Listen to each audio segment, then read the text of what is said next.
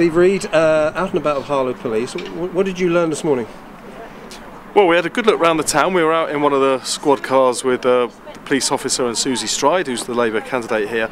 I mean, the big thing's clearly been the illegal traveller encampments over the last few months. Absolutely astonishing number. And what we picked up is that the powers available to the police and the council simply aren't strong enough. It would be possible to change the law to give the authorities the power to come in and evict, remove illegal encampments straight away wherever they are in the town or anywhere else in the country. And I think we really need to see those laws strengthened, because we can't have communities being disrupted in the way that communities in Harlow have been.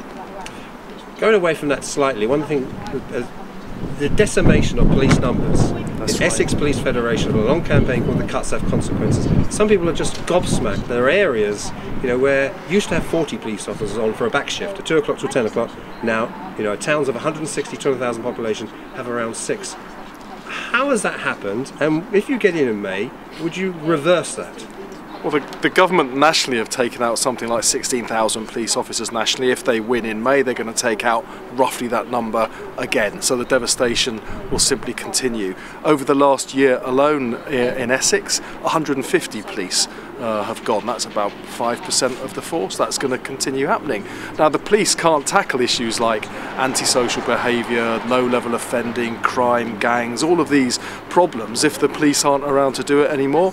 The safer neighbourhood teams, the police out there on the beat in the communities, have been cut in half. We're weakening our ability to fight crime in the way that it used to happen. Now, Labour's looking at taking costs out elsewhere so that we can replace some of those police that have been lost. For instance, we don't think it's worth spending several £1 million a year on police and crime commissioners that almost nobody voted for, when we could get rid of them and reinvest that money in the frontline policing that people across the country, and I suspect here in Harlow as well, would really like to see. It's that uniform presence on the street, dealing with the crime where it's happening, that really matters to people. But this is now 2015. Do you think those days have gone? I mean, when you talk to a chief constable who talks about the internet, here we are, film appearing on YouTube, with cyberbullying, with fraud, child pornography, etc.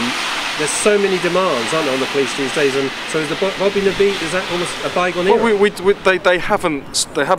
Well, they haven't given us the central specialised squads that we need either. Over the last 12 months, for instance, online banking fraud has gone up by 71%. Astonishing. If you ask people in a room to put up their hand if they've been subject to a card scam or online scam, half the people in the room will put their hand up.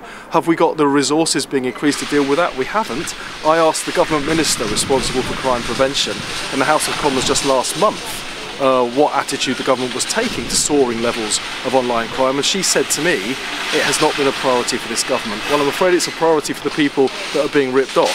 So if Labour wins in May, that will be a priority for us. And finally, you're an MP for Croydon, you had the riots in 2011, a lot of young people who thought they had nothing to do. Correct. On a completely different level, you've been down to shopping areas like Bush Fair and all sorts of things. Yes. There's still a lot of kids who just feel there's not enough provision for them, isn't there? There's nothing for the kids to do. I feel sorry for the kids actually. They're left alone with nothing to do and they get bored, and some of them will get involved in offending. It's completely unnecessary if there was more provision for young people in the locality. Now, I was a council leader myself for a time. We set up a youth services trust across the whole borough that gave communities control over what support and resources and activities were available for young people. What that led to was much better decisions being taken about the money that was already available. We're not talking about more money, we're just saying use the money better, but use your communities, because they're the parents, they're the older brothers and sisters of the young people that are bored and getting into trouble. They know better what needs to happen than someone sitting in County Hall very far from where the communities are experiencing these problems. I'd like to hear the communities given a bigger say. Steve Reed, thank you very much.